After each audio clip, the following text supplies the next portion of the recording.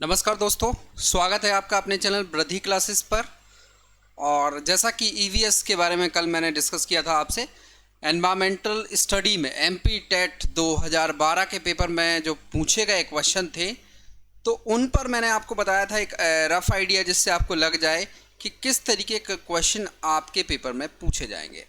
अगर आप थोड़ा सिलेबस को गौर से देखें, जो सिलेबस हमारा एमपीटीईटी का सिलेबस है, सेम सिलेबस हमारा सीटेट का है। यानी हम ये कह सकते हैं कि एमपीटेट में जो सिलेबस रहने वाला है इस एग्ज़ाम के लिए, वो बिल्कुल सीटेट के जैसा होगा। इसके पीछे एक रीज़न और है, मैं आपको बता दूं कि एमपी में जो बुक होती हैं प्राइमरी की जो बुक होती हैं एमपी में, वो एनसीईआरटी बुक होती है हिंदी में, ठीक है।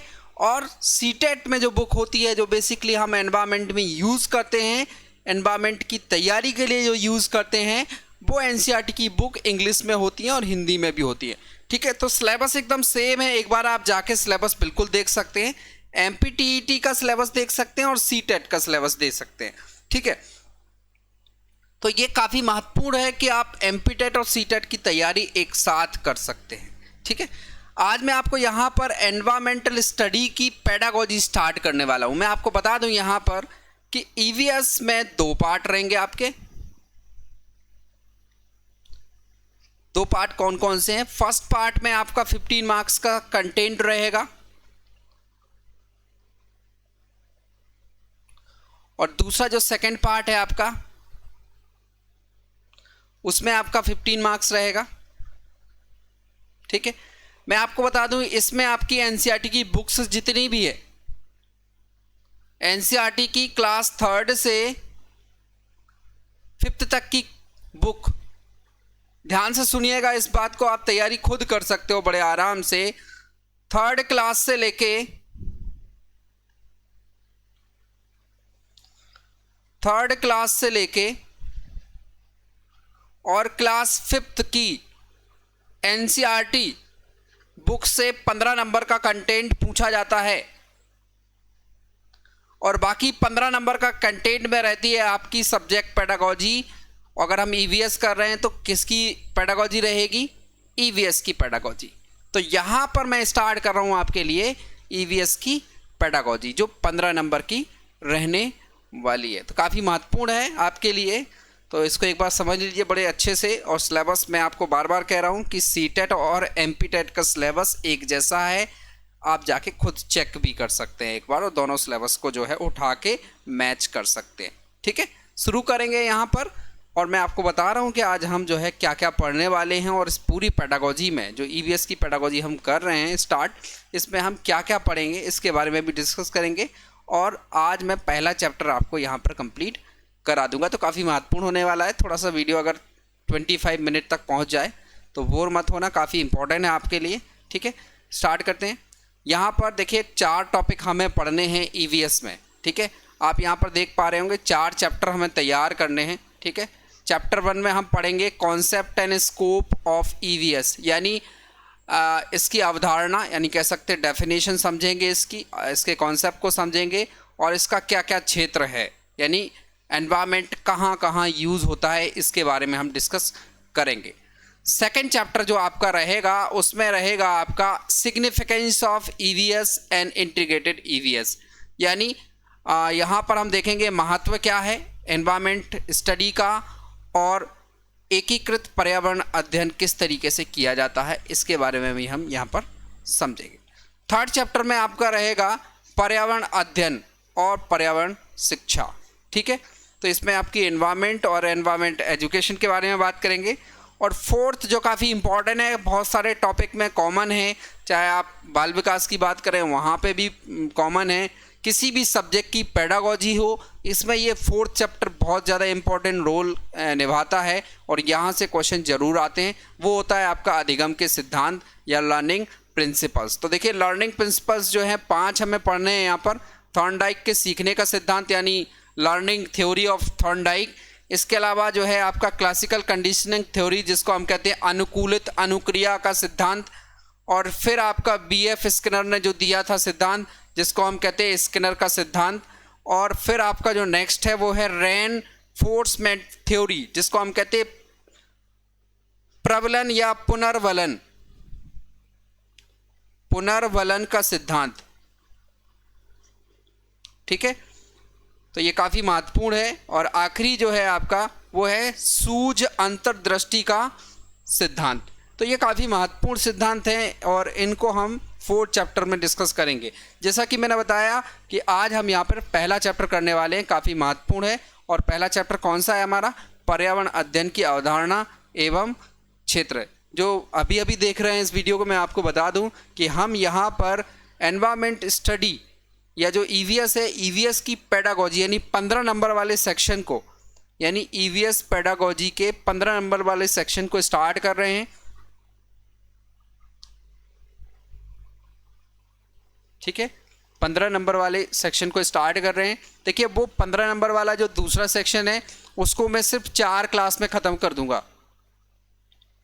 ठीक है, तो ज़्यादा टेंशन लेने की ज़रूरत नहीं है, सिर्फ 4 क्लास में उसको ख़त्म कर दूंगा। और इसके लिए मैं करीब 8 क्लास आपकी लूँगा। ठीक है, 8 क्लास में आपकी पूरी जो है ईवीएस की पेडागोजी जो 15 नंबर की आने वाली है वो आपकी कंप्लीट हो जाएगी। और ईवीएस का जो कंटेंट है वो 15 नंबर का रहेगा, वो भी मैं 4 दिन में, यानी 8-4-12 दिन में हम पूरी ईवीएस ख़त्म करने वाले हैं। ठीक है, चैप्टर का नाम है concept and scope of EVS, यानी पर्यावरण की अवधारणा और इसका क्षेत्र। समझते हैं। पहले देखिए, सबसे पहले मैं आपको बता दूं कि जो एनवायरमेंट का अध्यापन है, यानी एनवायरमेंट को एज अ सब्जेक्ट जोड़ने की सिफारिश सबसे पहले किसने की थी? ये प्रश्न आपका बन सकता है, बहुत ज़्यादा इंपॉर्टेंट है। तो इस बात को समझ लेते हैं कि देखिए, पर्यावरण को एज अ अध्यापन यानी एज अ टीचिंग यूज़ करने के लिए सबसे पहले एनसीएफ 1975 ने इसकी जो है सिफारिश की थी। 1975 ने, देखिए 1975 में जो एनसीएफ आया था, उनका काम था 10 वर्षीय जो स्कूल है उसके लिए, या 10 वर्ष ये स्कूल जो है उसके लिए एक पाठ्यक्रम तैयार करना, एक रूपरेखा तैयार करना, जिसमें ये कहा गया था कि प्राथमिक स्तर पर ईवीएस सब्जेक्ट को पढ़ाया जाना चाहिए। तो इंट्रोडक्शन में सबसे पहले हम शुरुआत करेंगे, किस चीज़ से शुरुआत कर रहे हैं कि पर्यावरण अध्ययन सबसे पहले कौन लेके आया? तो यहाँ पर एनसीईआरटी के द्वारा राष्ट्रीय परिचर्या समिति यानी एनसीएफ में नेशनल करिकुलम फ्रेमवर्क 1975 में इस बात की पुष्टि की गई थी कि एक विषय प्राथमिक स्तर पर ईवीएस होना चाहिए। यहाँ से काफ़ी क्वेश्चन बनते हैं, काफ़ी इंपॉर्टेंट है ये सारी चीज़ें। आगे बात करेंगे, ये इंट्रोडक्शन हुआ। आगे बात करेंगे कि यहाँ पर कक्षा 1 और 2 के लिए मैं आपको बता दूं, यहाँ पर जितने भी पॉइंट बताऊंगा मैं आपको बड़े ध्यान से सुनना, काफ़ी इंपॉर्टेंट है आपके लिए। पहले 2 वर्ष से मतलब है कक्षा 1 और 2। इसमें जो प्राथमिक आपका जो पर्यावरण का जो अध्ययन है वो प्राकृतिक और सामाजिक वातावरण दोनों को देखेगा। बड़े ध्यान से सुनिए इस बात को कि कक्षा 1 और 2 में जो है प्राकृतिक और सामाजिक वातावरण को बच्चे देखेंगे। यानी यहाँ पर मैं बता दूँ आपको कि क्लास 1st और 2nd के लिए कोई भी बुक नहीं है, कोई भी कह सकते हैं पाठ्य पुस्तक का प्रावधान नहीं है। कक्षा 1 और 2 में पर्यावरण अध्ययन की किसी भी बुक का प्रावधान नहीं है, चाहे आप उसको एमपी में देख लीजिए और चाहे आप उसे एनसीईआरटी या जो भी आपके केवीएस वगैरह के स्कूल हैं उनमें आप देख सकते हैं। पहली और दूसरी क्लास में पर्यावरण अध्ययन के लिए कोई बुक नहीं होती है। आगे बात करेंगे, ये हम सब सारी की सारी चीज़ें बात कर रहे हैं एनसीएफ 1975 के अकॉर्डिंग, क्योंकि एनसीएफ 1975 ने सबसे पहले पर्यावरण अध्ययन की सिफारिश की थी। ठीक है, तो बेटा एनसीएफ 1975 में एक चीज़ और कही गई है यहाँ पर कि कक्षा 3 और 4 में, कक्षा 3 और 4 में सामाजिक और सामान्य विज्ञान को अलग अलग रखा गया, ईवीएस पार्ट 1 और ईवीएस पार्ट 2 के। ध्यान से बढ़िए, यहाँ पे एक अच्छा सा क्वेश्चन बन जाता है कि 1975 में एनसीएफ 1975 में ईवीएस के कितने पार्ट थे? ठीक है, तो ईवीएस के 2 पार्ट हैं, पार्ट 1 और पार्ट 2। ठीक है, पार्ट 1 में किसको शामिल किया गया? सामाजिक अध्ययन को, और पार्ट 2 में शामिल किया गया सामान्य विज्ञान को। ये एनसीएफ 1975 में कहा गया था ऐसा। इसके बाद आपका जो नेक्स्ट एनसीएफ आया वो 2 एनसीएफ थे 1986 और 1988। तो 1986 और 88 में भी प्राथमिक स्तर पर पर्यावरण अध्ययन के लिए बात कही गई कि पर्यावरण अध्ययन जो है होना चाहिए और इसको प्राथमिक स्तर पर पढ़ाया जाना चाहिए। तो 1975 में जो कहा गया था ईवीएस के लिए, वही एनसीएफ 1986 और 88 में भी कहा गया। इसके बाद एनसीएफ 2010 आया, जिसमें यह सिफारिश की गई कि पर्यावरण अध्ययन को जो है एकीकृत पाठ्यक्रम के रूप में पढ़ाया जाए, यानी कक्षा 3 और 4 में विज्ञान और सामाजिक अध्ययन जो हैं अलग अलग विषय ना पढ़ाए जाएं। देखिए 1975 में आपको ऊपर दिखाया मैंने कि ईवीएस के 2 पार्ट थे, ईवीएस 1 और ईवीएस 2। ठीक है, यहाँ पर सन 2000 में जो एनसीएफ आया उसने सिफारिश की कि कक्षा 3 और 4 में जो आपका पर्यावरण हो वो एकीकृत हो, यानी मिक्स हो, इंटीग्रेटेड हो। और यहाँ पर आप देख सकते हैं विज्ञान और सामाजिक अध्ययन को अलग अलग ना पढ़ाने की सिफारिश की गई।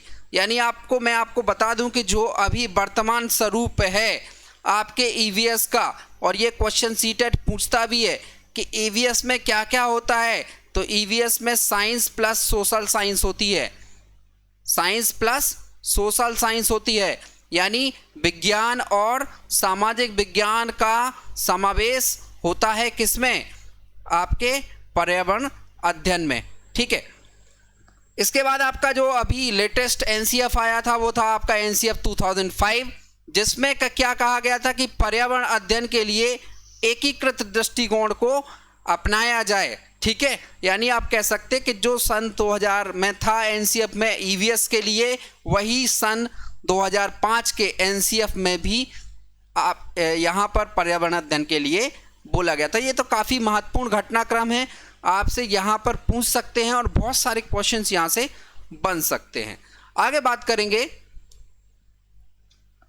पर्यावरण के अर्थ को समझ लेते हैं, इसकी डेफिनेशन को समझ लेते हैं। तो हमें पता है कि वो सारी चीज़ें जो हमारे चारों तरफ है उनको हम जो है पर्यावरण कह सकते हैं। ठीक है, यानी उन सभी भौतिक दशाएं जो भी तत्व हैं जो हमें चारों तरफ से घेरे हुए हैं, वो सब क्या हैं, पर्यावरण है। देखिए पर्यावरण शिक्षण के बारे में एक महत्वपूर्ण बात यह है कि ये निरंतर चलने वाली प्रक्रिया है और प्राथमिक स्तर से ही इसका शिक्षण आवश्यक हो जाता है। ठीक है, इसीलिए प्राइमरी में साइंस न पढ़ाकर ईवीएस पढ़ाई जाती है और ईवीएस में विज्ञान और सामाजिक विज्ञान यानी साइंस और सोशल साइंस दोनों का समावेश होता है। आगे बात करेंगे अध्ययन की संकल्पना पे। ठीक है, यानी जो एनसीएफ 2005 के अकॉर्डिंग ईवीएस के बारे में क्या क्या बताया गया उस पर हम यहाँ पर चर्चा करेंगे और यहाँ से 110% क्वेश्चन आते हैं। मैं आपको बता दूं एनसीएफ हर सब्जेक्ट के बारे में एनसीएफ ने कहा है और एनसीएफ में जिस पर्टिकुलर सब्जेक्ट के बारे में बात कही है उनके बारे में आपको जानकारी जरूर होनी चाहिए। चाहे आप एनसीएफ में बाल विकास की बात करें, चाहे एनसीएफ में मैथ की बात करें, चाहे आप एनसीएफ में एनवायरनमेंट की बात करें, वहाँ से सारे क्वेश्चंस पूछे जाते हैं कि एनसीएफ में एक पर्टिकुलर सब्जेक्ट के लिए क्या प्रावधान है। देखेंगे यहाँ पर सबसे पहले एनसीएफ 2005 में बच्चों को प्राकृतिक, सामाजिक और सांस्कृतिक वातावरण के बीच के संबंधों का पता लगाने और उन्हें समझने के लिए प्रशिक्षित करना पहला उद्देश्य है। यानी एनसीएफ 2005 में कहा गया कि बच्चों को प्राकृतिक, सामाजिक और सांस्कृतिक वातावरण के बीच में जो भी संबंध है उसका पता लगाना चाहिए और उनके बीच जो है अंडरस्टैंडिंग, उनसे जो भी रिलेटेड चीज़ें हैं उनको समझने के लिए प्रशिक्षित करना है। दूसरी चीज़ यह है कि बच्चों को अवलोकन और चित्रों के आधार पर उनकी समझ विकसित करना और फिर क्या करना, उनके भौतिक, जैविक और सामाजिक और सांस्कृतिक पहलू की समझ की ओर, उनको समझ प्राप्ति की ओर अग्रसर करना। मतलब वो चीज़ों को पहले देखते हैं, ठीक है, वो चीज़ें मूर्त रूप में हो सकती हैं, चित्रों में हो सकती हैं, उसको देखने के बाद अपनी समझ को विकसित करते हैं और उनके जो खुद के एक्सपीरियंस होते हैं उनके माध्यम से भौतिक, जैविक, सामाजिक और सांस्कृतिक पहलू जो भी हैं उनमें समझ बना के वो आगे की तरफ बढ़ते हैं। इसके अलावा देखिए क्या है कि एनसीएफ में ये कहा गया कि जो भी सामाजिक घटनाएं हैं उनके प्रति जिज्ञासु बनाने के लिए, एक संख्यात्मक क्षमता पैदा करने के लिए परिवार से शुरुआत कर पूरे संसार की समझ को विकसित करते हुए आगे बढ़ाना चाहिए। यानी देखिए यहाँ पर देखो समाज में जो भी घटनाएं होती हैं, बच्चे जो है उनको जानने के प्रति काफ़ी जिज्ञासु होते हैं। तो अगर हम उनमें संख्यात्मक क्षमता यानी बड़े छोटे कम ज़्यादा इस भावना को अगर हम पैदा कर दें, ठीक है, और उसकी शुरुआत अगर हम परिवार से करके पूरे संसार के लिए करें तो उनकी समझ विकसित होगी और वो आगे बढ़ पाएंगे।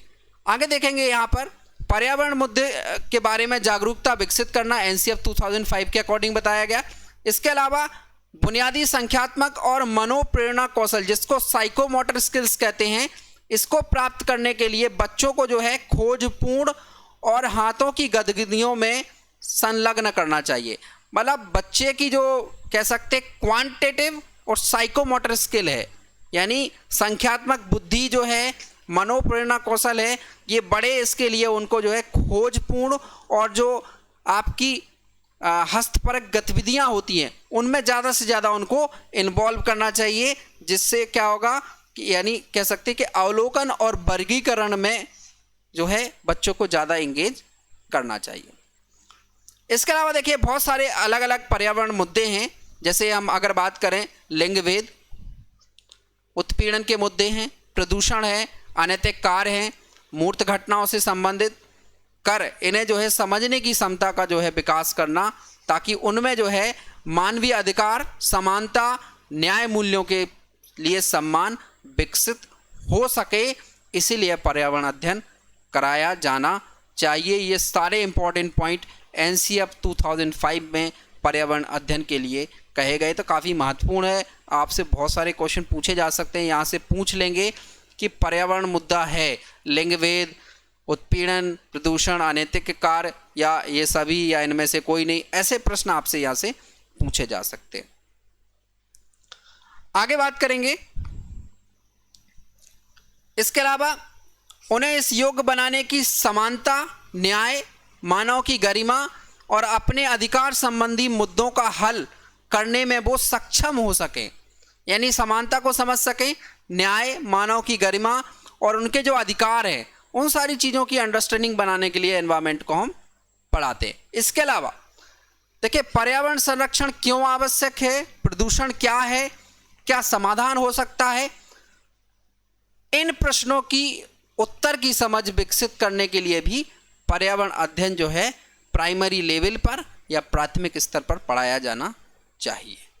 इसके अलावा पर्यावरण को किसी प्रकार की हानि ना हो, इसलिए इससे संबंधित अच्छी आदतों का विकास करने के लिए भी पर्यावरण आवश्यक है या पर्यावरण अध्ययन बहुत ही ज़्यादा आवश्यक है। अब यहाँ पे हम बात करते हैं कि देखिए एनसीएफ को जो है यहाँ पर एनसीएफ ने बताया कि ईवीएस जो है इसको अगर आपको चाइल्ड सेंटर्ड बनाना है और एकीकृत बनाना है, एकीकृत मतलब यहाँ पर विज्ञान और सामाजिक विज्ञान का समायोजन कर दिया गया है, तो इसमें करीब 6 विषय आ जाते हैं। यानी अगर आपको ईवीएस को चाइल्ड सेंटर्ड बनाना है और इंटीग्रेटेड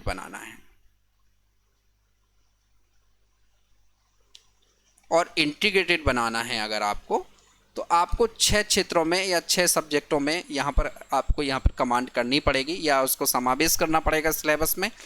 सबसे पहले तो परिवार और मित्र, क्योंकि बच्चा सब कुछ अपने परिवार और मित्र से सीखता है। सबसे पहले वो अपने परिवार से सीखता है, परिवार उसके लिए एक एनवायरनमेंट प्रोवाइड कराता है, दूसरे उसके मित्र होते हैं, दूसरा उसका भोजन है, आश्रय है, किस जगह पे वो रहता है, वाटर है, यात्रा है, और इसके अलावा चीज़ें जो हम बनाते हैं और करते हैं, things be make and do. मैं आपको बता दूं कि ये जो 6 चैप्टर हैं या ये जो 6 सेक्टर हैं या ये 6 एरिया हैं, इन 6 एरिया को आपको 15 नंबर में पेडागोजी के अलावा 15 नंबर में पेडागोजी के अलावा एनसीईआरटी से पढ़ना है, जो मैं आपको वन लाइनर के तौर पे पढ़ाऊंगा, और पूरा 15 नंबर इन 6 क्षेत्रों से आता है। कहने का मतलब ये है कि ये आज का जो चैप्टर है ये बहुत ज़्यादा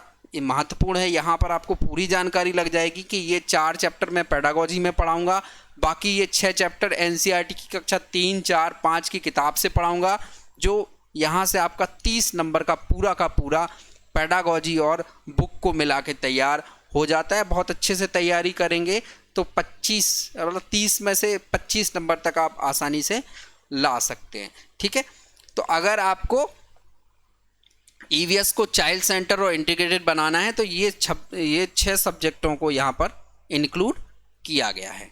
ठीक है, अब समझते हैं कि पर्यावरण का क्या क्या क्षेत्र है, कहाँ कहाँ पर्यावरण यूज होता है।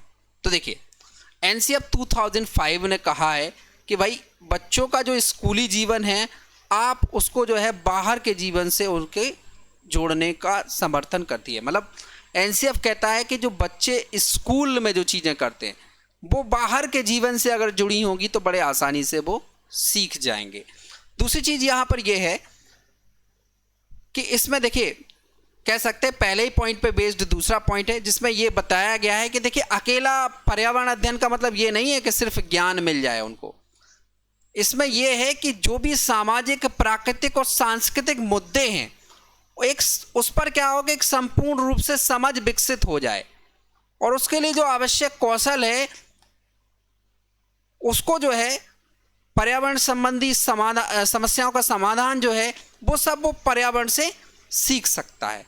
ठीक है, तो पर्यावरण अध्ययन में अकेला ज्ञान नहीं मिलता, इसके अलावा सामाजिक, प्राकृतिक, सांस्कृतिक मुद्दों पर जो भी समझ उनकी विकसित होती है और जो भी प्रॉब्लम्स आती हैं एनवायरनमेंट में उनको किस तरीके से वो टैकल करें, ये सारी चीज़ों के कौशल भी पर्यावरण अध्ययन में बच्चा सीखता है। इसके अलावा देखो मैं आपको बता चुका हूं कि ईवीएस जो है आपका पर्यावरण विज्ञान और सामाजिक विज्ञान का समावेश है। मैंने बताया आपको कि ईवीएस में साइंस और सोशल साइंस दोनों रहते हैं। इसके अलावा अगर हम बात करें तो यहां पर प्राकृतिक वातावरण और उसके भौतिक, रासायनिक और जैविक तत्व जो होते हैं, पारस्परिक उनकी जो क्रियाएं हैं उसको व्यवस्थित रूप से आप समझ सकते हैं और किस तरीके से उनका संचालन करना है, इसमें भी आपको काफ़ी मदद मिलती है। किसकी वजह से? पर्यावरण अध्ययन से। ठीक है, मैं आपको यहाँ पर बताऊं कि पर्यावरण शब्द जो है एक फ्रांसीसी या फ्रेंच शब्द है इम्बीरोनर। ठीक है, इम्बीरोनर से बना है और जिसका पूरा अर्थ होता है पर्यावरण। ठीक है, ये बहुत सारे पॉइंट्स जो हैं आपके पर्यावरण अध्ययन के क्षेत्र में आते हैं। आगे बात करेंगे कि इसका स्कोप क्या है। ठीक है, कहाँ कहाँ पे ये हमें क्या ज़रूरत है, इससे क्या फ़ायदा होने वाला है, उसकी बात करेंगे। देखिए, पर्यावरण अध्ययन से देखिए जो भी प्राकृतिक आपदाएं हैं जैसे बाढ़ है, भूकंप है, भूस्खलन है, ठीक है, चक्रवात है, आंधी है, ये इनके कारण क्या है, इनके क्या दुष्प्रभाव हो सकते हैं और इनके प्रभाव को कैसे कम किया जाए, ये सब हम जो है पर्यावरण अध्ययन में पढ़ते हैं। तो बहुत सारी जो भी प्राकृतिक आपदाएं हैं वो सब किसके अंदर आती हैं? पर्यावरण अध्ययन के अंतर्गत आ जाती है। इसके अलावा वनस्पति और जंतु के जो भी टाइप्स हैं, प्रकार हैं, और उनकी सुरक्षा किस तरीके से की जाए, वनस्पति और जंतुओं की, इसके बारे में भी हम पर्यावरण अध्ययन में पढ़ते हैं। इसके अलावा देखेंगे प्राकृतिक संपदा जैसे पेड़ पौधे, नदी, पहाड़, ये सब प्राकृतिक संपदा में आते हैं। उनकी समस्याओं का संरक्षण, सुरक्षा जिसमें जल, मृदा, वन, खनिज, बिजली और परिवहन शामिल हैं, ये सब का अध्ययन हम जो है पर्यावरण अध्ययन में करते हैं। देखिए, पर्यावरण अध्ययन के क्षेत्र में पृथ्वी तो आते ही है, साथ में अध्ययन में पूरा का पूरा अध्ययन जो आपका अंतरिक्ष है वो भी पर्यावरण अध्ययन के अंतर्गत आ जाता है। इसके अलावा पर्यावरण, मानव पर्यावरण संबंध और पर्यावरण मुद्दों से संबंधित जो भी नीति और कानून है, यानी जो भी लॉ बनाए गए हैं, उसका भी अध्ययन हम यहाँ पे करते हैं। इसके अलावा मौसम संबंधी घटनाएं जैसे, या बहुत सारे कारण हैं जैसे तापमान है, पवन है, दाब है, वर्षा, ओलावृष्टि, हिमपात, पाला पड़ना, ये सब भी पर्यावरण के जैविक घटक को प्रभावित करते हैं और जलवायु परिवर्तन के कारण जितनी भी समस्याएं आज हमारे सामने प्रकट हो रही हैं, उन्हें समझने और उनके निवारण हेतु मौसम विज्ञान के बारे में हम पर्यावरण अध्ययन में ही पढ़ते हैं। ठीक है, तो ये काफ़ी महत्वपूर्ण पॉइंट है। यहाँ से छोटे छोटे क्वेश्चन आपके बिल्कुल बनेंगे। मैं आपको बता दूं, देखिए पर्यावरण का जो क्षेत्र है काफ़ी व्यापक है, यानी काफ़ी बड़ा क्षेत्र है। ठीक है, और इसको जो है आप 3 नियम के अनुसार बांट सकते हैं। देखिए, पहला तो होता है पर्यावरण के बारे में सीखना, दूसरा होता है पर्यावरण के लिए सीखना, और तीसरा होता है पर्यावरण के माध्यम से सीखना। तो आपसे यहाँ पे पूछ सकते हैं कि पर्यावरण अध्ययन के 3 नियम कौन से हैं, या 3 नियम हैं। ठीक है, तो आपको याद रखना है कि पर्यावरण के बारे में सीखना, पर्यावरण के लिए सीखना और पर्यावरण के माध्यम से सीखना। कुछ और पॉइंट्स है, थोड़ा सा डिटेल्ड है, लेकिन आप यहाँ से अगर तैयार करते हैं तो आपका एक भी पॉइंट मिस नहीं हो सकता। देखिए, पर्यावरण अध्ययन की अगर हम बात करें तो इसका जो प्रयोग है, इसको प्रयोग करने से क्या है, प्रयोग करने से लेके सुरक्षा, संरक्षण के लिए किया जा सकता है। ठीक है, इसके अलावा इसमें क्या होता है कि इसकी जो वस्तु की व्यवस्था है, बच्चे के आसपास के परिचित अनुभवों से शुरू होकर बाहरी अपरिचित दुनिया की तरफ चलती है। यानी पर्यावरण में अध्ययन में बच्चा क्या करता है कि उससे रिलेटेड जो चीज़ें हैं या जो उसके चिर परिचित अनुभव हैं, उससे लेके अपरिचित दुनिया की ओर वो जो है अपनी समझ विकसित करता है।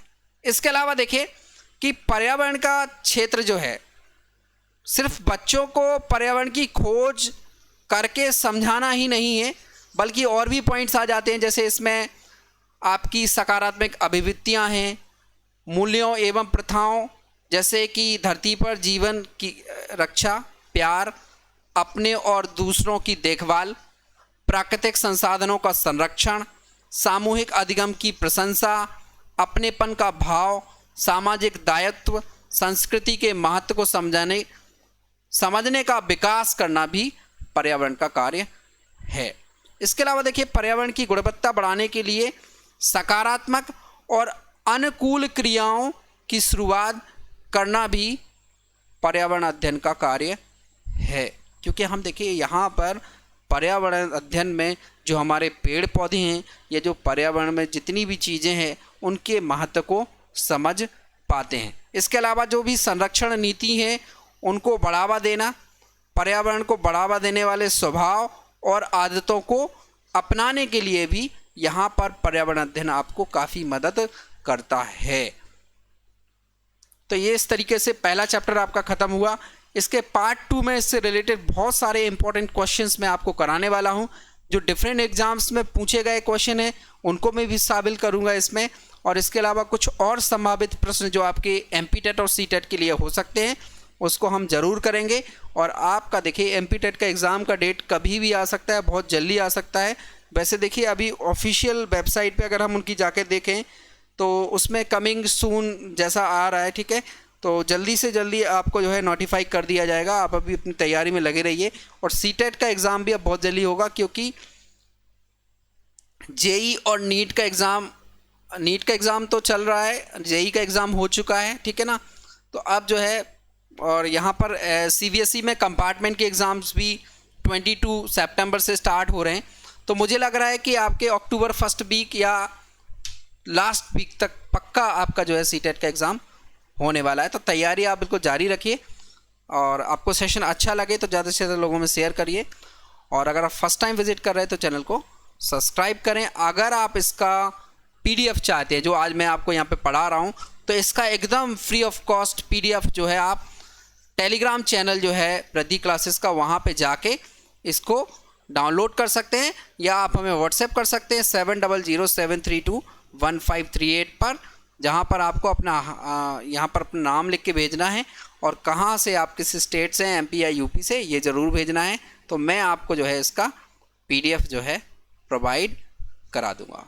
तो होपफुली सेशन पसंद आया होगा, ज़्यादा से ज़्यादा लोगों में शेयर कर दीजिए। अगर फर्स्ट टाइम विजिट कर रहे हैं तो चैनल को सब्सक्राइब कर लीजिए।